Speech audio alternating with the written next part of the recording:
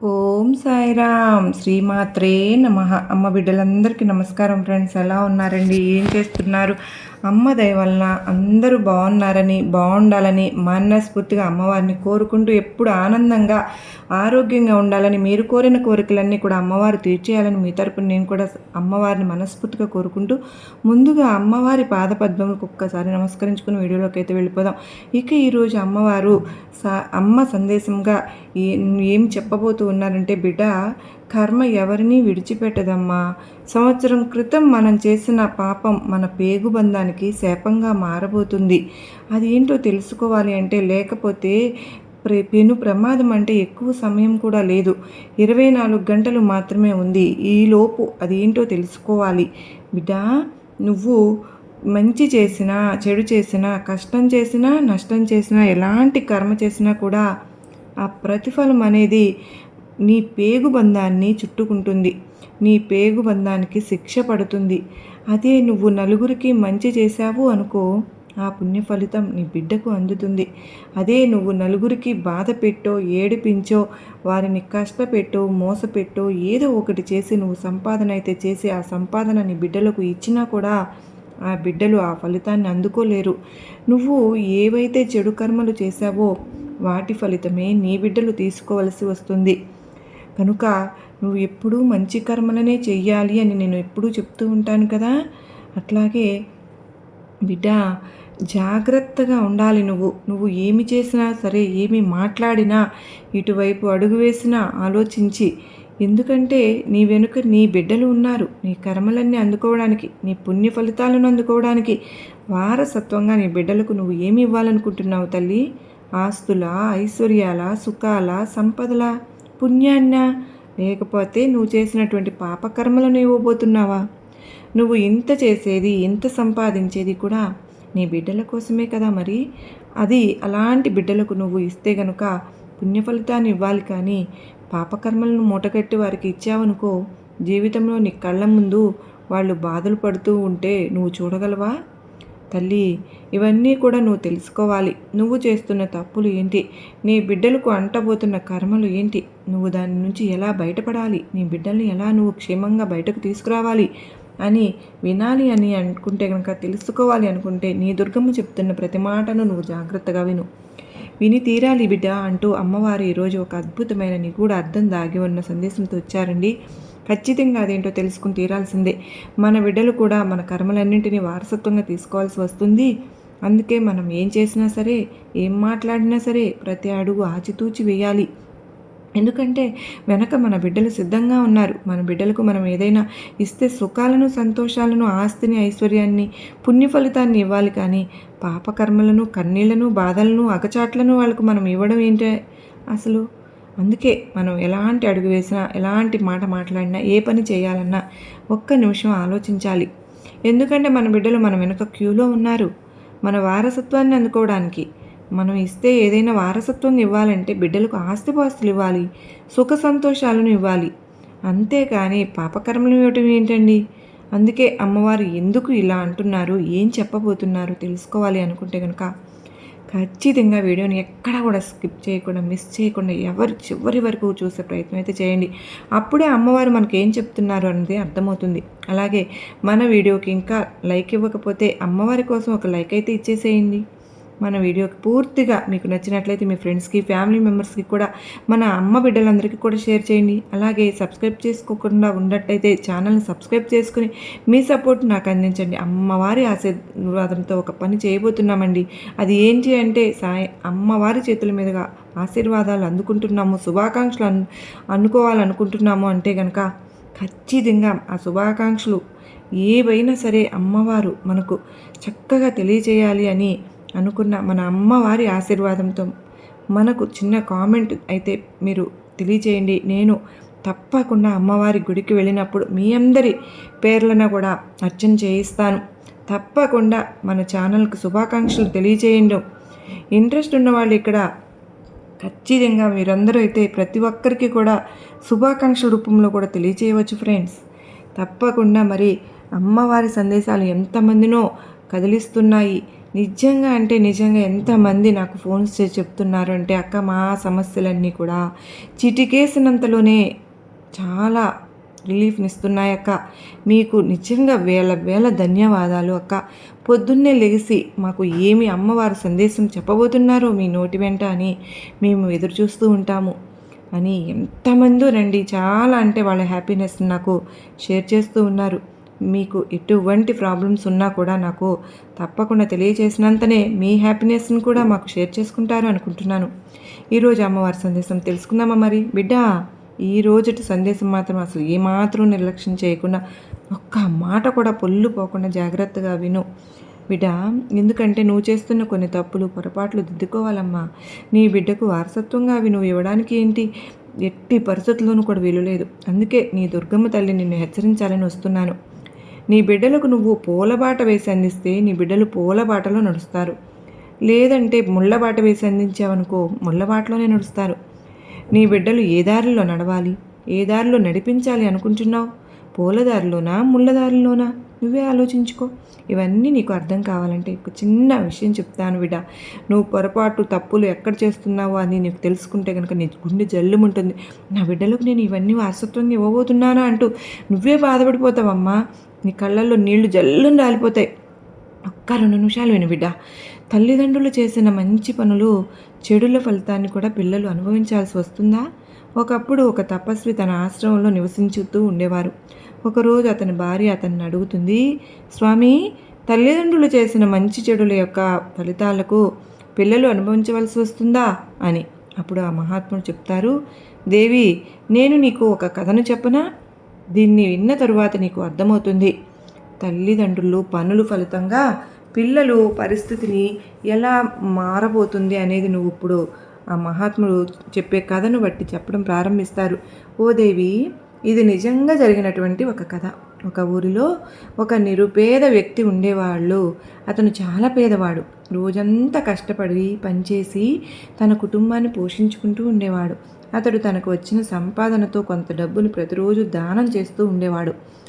మిగతా డబ్బుతో తన కుటుంబాన్ని పోషిస్తూ ఉండేవాడు. ఈ విధంగా కొంతకాలం గడిచిన తర్వాత అతని ఇంట్లో ఒక మగపిల్లవాడు పుడతాడు. ఇప్పుడు ఆ కుటుంబంలో 3 సభ్యులు, భార్య, భర్త, కుమారుడు. కానీ కాలక్రమేణా ధరలు పెరగడంతో కుటుంబ పోషణ కూడా కష్టమైపోతుంది. ఒకరోజు అతని కొడుకు తన తండ్రిని ఇలా అడుగుతాడు, నాన్న, నీకు వచ్చే సంపాదనలు మీరు ఎందుకు దానం చేస్తూ ఉన్నారు? మనం ఎంతో కష్టంతో జీవిస్తున్నాం కదా, అలాంటిది మీరు దానం ఎందుకు చేస్తున్నారు అని అడుగుతాడు. అప్పుడు ఆ తండ్రి ఆ బిడ్డను చూస్తూ మౌనంగా ఉండిపోతాడు. అప్పుడు ఆ తల్లి చెప్తుంది, నాన్న, అలాంటిది ఏమీ లేదు. మీ నాన్నగారు రోజు సంపాదించిన దాంట్లో కాస్త దానం చేస్తారు. అది నీకోసమే, ఇతరుల కోసం కాదు అని చెప్తుంది. కానీ ఆ అబ్బాయి చిన్నవాడి అయిన కారణంగా అసలు దీని అర్థం తెలుసుకోలేకపోతాడు. ఆ పెద్ద మనిషి కుమారుడు నెమ్మదిగా పెరుగుతూ ఉన్నాడు. అతనికి ఇప్పుడు 16 సంవత్సరం వచ్చాయి. సాయంత్రం పేదవాడు పని ముగించుకుని ఇంటికి వెళ్తూ ఉండగా ఒక గేదె తారసపడుతుంది. అంటే అతనిపై దాడి చేస్తుంది. దాంతో అతను అక్కడికక్కడే మరణించేస్తాడు. తండ్రి మరణ వార్త విన్న కుమారుడు అలాగే అతని భార్య ఎంతో దుఃఖిస్తారు. ఒకరోజు ఆ బాబు తన తల్లిని అడుగుతాడు, అమ్మా, నాన్న చనిపోయారు. నాన్న ఉన్నప్పుడు ఎక్కువగా సంపాదించింది కూడా ఏమీ లేదు. తనకు వచ్చే జీతంతో మిగిలిన వాళ్ళకి దానం చేస్తూ ఉండేవారు. మనకంటూ ఏమీ మిగిల్చలేదు కదా అమ్మా. కానీ ఇప్పుడు మనం ఎలా బతుకుతాం? మన కడుపు ఎలా నిండుతుంది అని అడుగుతాడు. అప్పుడు ఆ తల్లి కొడుకుని చూస్తూ చెప్తుంది, పేదరికంలో ఉన్న ఇంట్లో వారికి ఎవరూ కూడా సహాయం చేయడానికి ముందుకు రారు. కేవలం మా భగవంతుడు తప్ప ఎవరు సహాయం చేయరు అని చెప్తుంది. దాంతో ఆ కుమారుడు చెప్తాడు, అమ్మా, అలా అనుకోవద్దు. నేను ఇప్పుడే యమధర్మరాజు వద్దకు వెళ్తాను.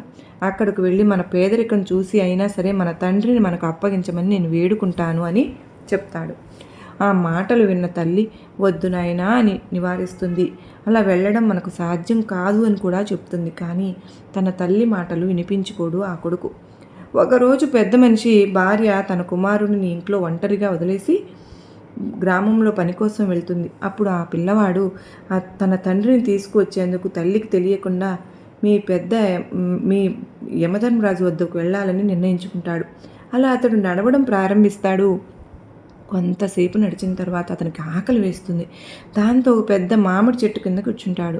దాంతో ఆ చెట్టు అప్పుడు మానవ స్వరంతో చెప్తుంది, బాబు నువ్వు ఎక్కడికి వెళ్తున్నావు, ఇంత అలసిపోయావు అని అడుగుతుంది. అప్పుడు ఆ పిల్లవాడు, నేను ఒక పేదవాడిని, నేను ఒక పేద కుటుంబంలో జన్మించాను, నా తండ్రిని తీసుకుని వచ్చేందుకు యమధర్మరాజు వద్దకు వెళ్తున్నాను అని అంటాడు.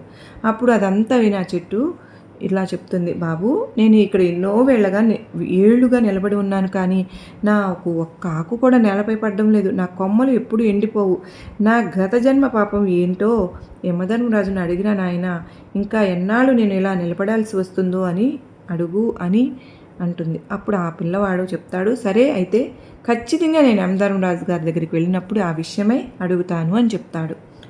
ఆ తరువాత ఆ పిల్లవాడు అలా చెప్పి ముందుకు నడవడం ప్రారంభించాడు. కొంత దూరం వెళ్ళిన తర్వాత ఒక పెద్ద పాము దారిలో అతనికి కనిపిస్తుంది.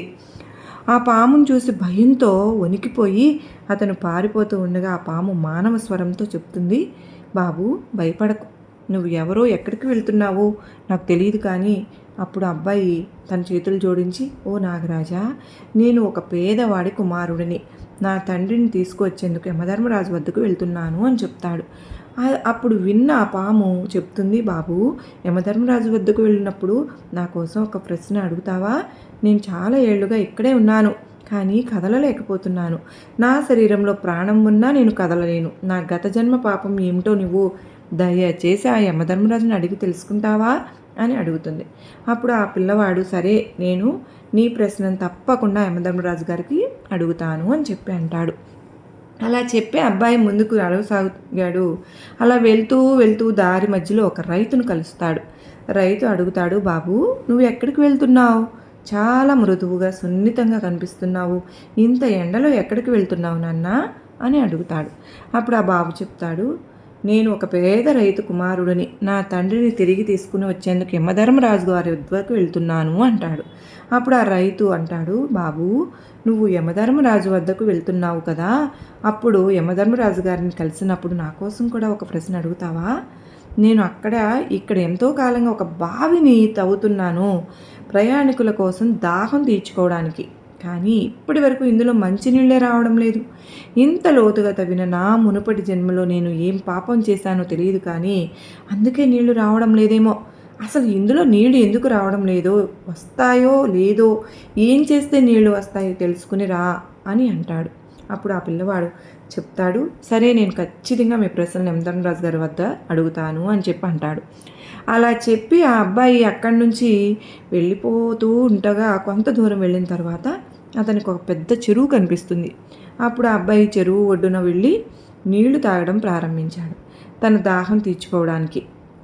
అప్పుడు ఆ సమయంలో ఆ చెరువులో ఒక బాతు తేలుతూ వచ్చి అడుగుతుంది, బాబు నువ్వు ఎవరివి, ఎక్కడికి వెళ్తున్నావు అని.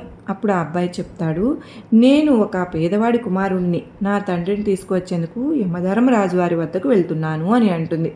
అప్పుడు ఆ అబ్బాయితో ఆ బాతు మాట్లాడుతూ, బాబు ఒక ప్రశ్న, నా ప్రశ్నగా యమధర్మరాజు గారిని అడుగుతావా, నేను చాలా కాలంగా ఈ చెరువులో తేలుతూ తిరుగుతూ ఉన్నాను, కానీ ఎన్నో ఏళ్ళు గడిచిపోయాయి, కానీ నేను ఎప్పటి నుంచో చెరువులోనే ఉంటున్నాను, మరి నా మునుపటి జన్మలో నేను ఏం పాపం చేశానో, దీనివల్ల నేను ఈ జన్మలో ఈ చెరువులోనే ఉంటున్నాను, దీనికి గల కారణం ఏమై ఉంటుందో ధర్మరాజు గారిని అడిగి తెలుసుకుని వస్తావా అని అడుగుతుంది.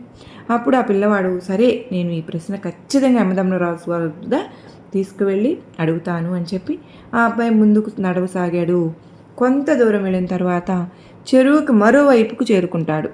అప్పుడు అక్కడ చూస్తాడు, ఒక చనిపోయిన కొంగ నేలపై పడి ఉంటుంది. అప్పుడు ఆ అబ్బాయి ఆ కొంగను దాటి ముందుకు వెళ్ళబోతూ ఉన్నాడు. అప్పుడు ఆ చనిపోయిన కొంగ మానవ స్వరంతో మాట్లాడుతూ, బాబు నువ్వు ఎవరివి, ఎక్కడికి వెళ్తున్నావు అని అడుగుతుంది. అప్పుడు ఆ అబ్బాయి చెప్తాడు, నేను ఒక పేదవారి కుమారుణ్ణి, నా తండ్రిని తిరిగి తీసుకొచ్చేందుకు యమధర్మరాజు వారి వద్దకు వెళ్తున్నాను అన్నాడు. అప్పుడు ఆ కొంగ ఇలా చెప్తుంది, బాబు యమధర్మరాజు గారి వద్దకు వెళ్తున్నావు కదా, నా ప్రశ్న ఒకటి అడుగుతావా, నేను ఈ చెరువులో చాలా కాలంగా చనిపోయి పడి ఉన్నాను, అప్పుడప్పుడు వీటి అలలు వస్తున్న శరీరం చెరువులోనికి వెళ్ళడం లేదు, అలలకు కూడా మరి ఎలా బయటకు వచ్చి ఒడ్డున పడుతోంది, ఎన్నాళ్ళైనా ఇలానే జరుగుతూ ఉంది, నేను ఇన్నాళ్ళు ఎలా ఉండాలి ఇక్కడ అని నాకు చాలా బాధగా ఉంది అంటూ నేను ఏం పాపం చేశానో తెలియదు, అందుకే ఈ శిక్ష నాకు పడింది, నేను దీనికి గల అసలు కారణం ఏమిటో తెలుసుకోవాలని ఆశపడుతున్నాను అని తెలుసుకుని వస్తావా మరి అని అంటుంది. అప్పుడు ఆ పిల్లవాడు చెప్తాడు, సరే నేను ఖచ్చితంగా మీ ప్రశ్నని యమధర్మరాజు వారి వద్దకు తీసుకువెళ్ళి అడుగుతాను అని చెప్పి ఆ అబ్బాయి అక్కడి నుంచి వెళ్ళసాగాడు. అబ్బాయి అలా నడుస్తూ నడుస్తూ యమధర్మరాజు వారి దగ్గరికి యమపురికి చేరుకున్నాడు. యమధర్మరాజు గారి దగ్గరకు వెళ్ళి నమస్కరించి చేతులు జోడించి ఇలా అన్నాడు, ఓ యమధర్మరాజా, నా తండ్రి ఎక్కడ ఉన్నారు? నా తండ్రి ఉన్నప్పుడే తనకు వచ్చిన సంపాదనతో రోజు కాస్త దానం చేస్తూ ఉండేవారు. మేము కాస్త డబ్బులతోనే జీవితాన్ని కొనసాగించేవాళ్ళం. కానీ ఇప్పుడు నా తండ్రి కూడా లేరు. నేను నా తల్లి ఆకలితో అలమటిస్తూ ఉన్నాం. దయచేసి నా తండ్రిని త్వరగా ఇంటికి పంపించండి అని అడుగుతాడు. అప్పుడు యమధర్మరాజు అబ్బాయి మాటలు విని, సరే నాయనా, నీ తండ్రిని త్వరగానే ఇంటికి పంపుతాను, ముందు నువ్వు ఇక్కడ కూర్చో అని చెప్తాడు. తర్వాత అబ్బాయిని తన దగ్గర కూర్చోబెట్టుకుని అక్కడికి భోజనం పెట్టించి అతగాడికి ఆ అబ్బాయికి భోజనం చేసిన తర్వాత ఆ యమధర్మరాజు ఇలా అంటాడు, ఇంకా ఏం కావాలి నాయనా నీకు అని అన్నప్పుడు ఆ అబ్బాయి తన ప్రయాణంలో ఎదురైన అందరి ప్రశ్నలు యమధర్మరాజు గారికి అడగటం ప్రారంభించాడు. అన్నిటికీ అన్ని ప్రశ్నలకు సమాధానం ఇచ్చారు. ఆ తరువాత చెప్పాడు, బాబు ఇక నువ్వు వెళ్ళేటప్పుడు అందరికీ సమాధానాలు తెలియచేయి. ఇప్పటి నుంచి నువ్వు నీ ఇంటికి వెళ్ళు. నీ తల్లి ఎదురు చూస్తూ ఉంది. నీ తండ్రి ఇంటికే వచ్చి చేరుతాళ్లే అంటారు. దాంతో అబ్బాయి యమధర్మరాజుకు నమస్కరించి తిరిగి తన ఇంటికి నడవసాగాడు. మార్గ మధ్యంలో మొదటిగా అతనికి చెరువు ఒడ్డున పడిపోయిన ఆ కొంగను చూస్తాడు. అప్పుడు ఆ చనిపోయిన కొంగ అబ్బాయిని చూసి ఇలా అంటుంది, బాబు, యమధర్మరాజు గారిని నా ప్రశ్న అడిగావా? అడిగినప్పుడు అబ్బాయి అన్నాడు, అవును, నేను మీ ప్రశ్నను యమధర్మరాజు గారికి అడిగాను. అప్పుడు యమధర్మరాజు గారు ఏం చెప్పారు అంటే, మునుపు నీవు ఒక గొప్ప పండితుడివి, కానీ భూమి మీద ఉన్నప్పుడు జ్ఞానాన్ని ఎవరికీ పంచలేదు. ఇప్పుడు చనిపోయిన తర్వాత కూడా ఆ జ్ఞానం నీలోనే ఉంది. నీవు ఎవరినైనా ఆ జ్ఞానాన్ని చెప్పినప్పుడే నీ ఆత్మకు శాంతి లభిస్తుంది. అప్పుడు ఆ చనిపోయిన కొంగ అంటుంది, బాబు, ఇప్పుడు నా పరిస్థితి ఇలాగే ఉంది. నా దగ్గర జ్ఞానం నేర్చుకోవడానికి ఎవరూ రారు ఇప్పుడు, కనుక నువ్వు నా జ్ఞానాన్ని తీసుకో అని అంటుంది. దాంతో ఆ బాబు సరే అని ఒప్పుకున్నాడు. ఆ జ్ఞానం ఇచ్చిన వెంటనే ఆ కొంగ ఆత్మకు మోక్షం లభించింది. ఆ తర్వాత అబ్బాయి ముందుకు వెళ్ళాడు. కొంత దూరం వెళ్ళిన తర్వాత అతను ఒక బాతును కలుసుకున్నాడు. ఆ బాతు అడుగుతుంది, నీవు నా ప్రశ్నను యమధర్మరాజుని అడిగావా బాబు అని.